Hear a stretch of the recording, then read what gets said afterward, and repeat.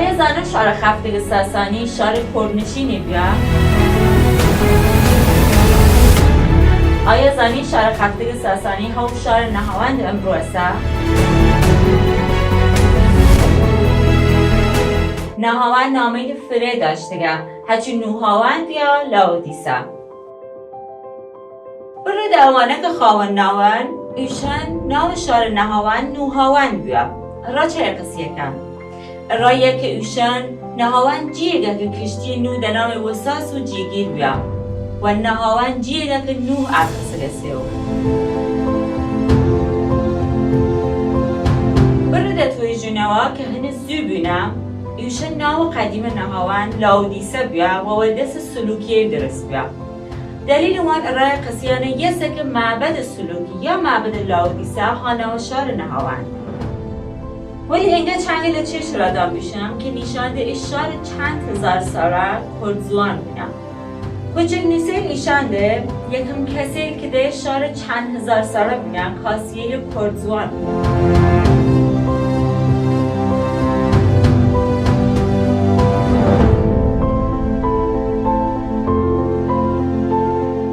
یه چشتتر ایه که نهاوند جی یزگرد سیم پادشاه ساسانیل بیا.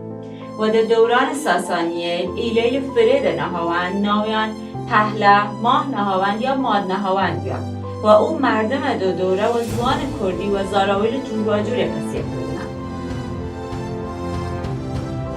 یه مورد در کوچ کردیل و نهاوند جنگ فتح الفتوح بیا. در سال 642 میلادی سپاه ساسانی ولی عربیلو جنگ کردن.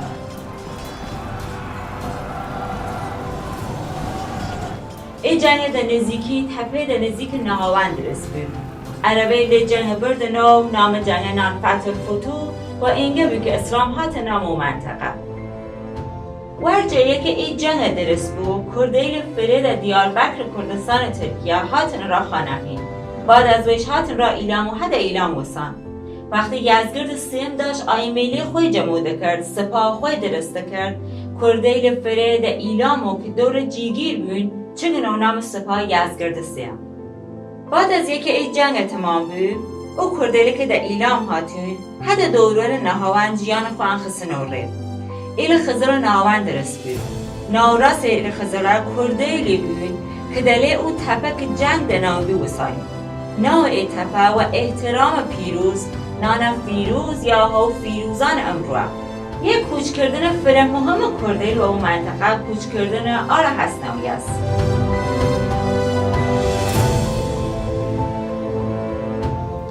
بینریل عزیز کاک بدرام اسدی در روشرات حوالی مانو کاک بدرام فره خوشاتینا فرمون. عرض سلام و پیروزبای کم خدمت ایوا و اووراتیل عزیز هوادارم که لهر شونه که هن سلامت و خوشحال بون و تشکر لدعوت ایوا و این فرصت که پیش آوردیم که لسر تاریخ و نیجوی کرد و کردستان و شکل گشتی زادرست بتونیم بیشتر قسم.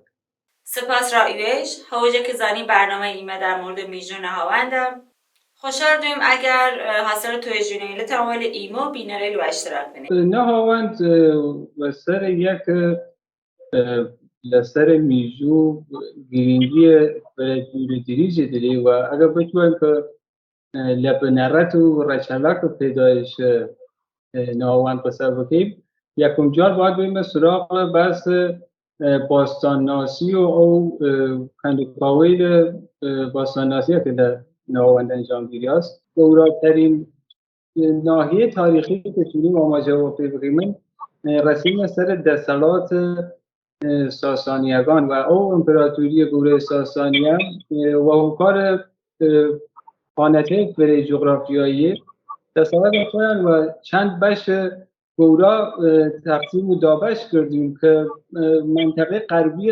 دستالات پهلوی که نوچه جور آذربایجان باستان و پاریزگاه امروزی اصفهان و ری و گشت کردنشینگان روشهلات امروز کتاب رسیده ناحیه بختیاری لورگیری در دوره و دستالات صفوی و اسم و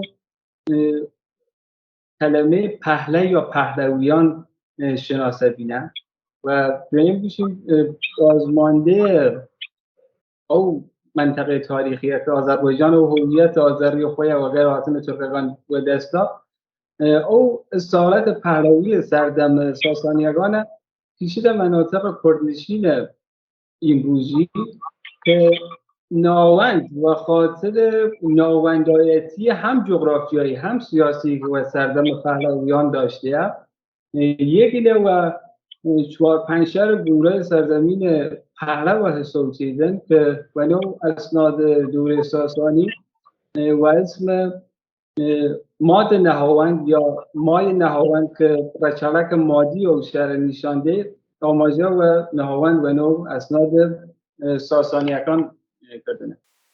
بله کاک سپاس بویوه کاک در مورد کوچ کردیل ترچ و کردیل برزگانی فرت رامان بوشن ایمه دونیم که دوای نزدیک و 300 سال که دسالات و دست مردم بومی گیریاست و گر خاطن حسنویگان یه بازیابی دسالاتی و حکومرایتی و منطقه شکل بده و حسنویگان تونن که کامل دسالات منطقه بگیرن دست و او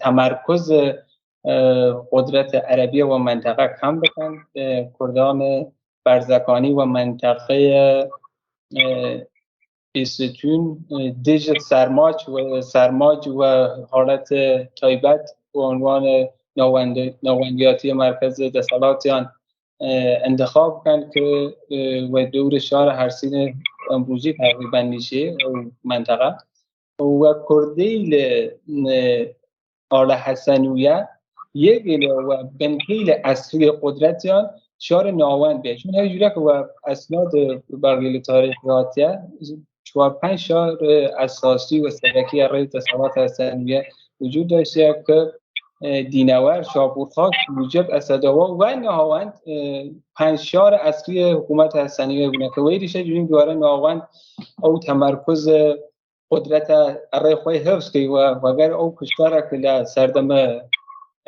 عرب ولی کریاست لدریجه 300 دواره تونی و قولی بازیابی جمعیتی و بازیابی ملایتی بکه و چشتی که فره ویره گیرینگر دسالات حسنویه و غیر یک نزدیکترین دسالات و مرکز قدرت یعنی خلافت بیه یه جوازی فره گورای فرهنگی تونن ایجاد بکن که واقعا و دوره خود یه چیز عجیب غریب بگه که آل حسنویه تونن برچپ او آینه فرمی دسالات خلفا که و سر مذهب اهل تسنن بینه یعنی عقاید شیعی و او بحث قلات شیعه که ونه منابعاتیه ونه حکومت آل حسنویه فره گرینگو بود و مناطق کشتی کردنشین ایمه و نوشیل کرماشا و لرستان و مناطق لکنشین که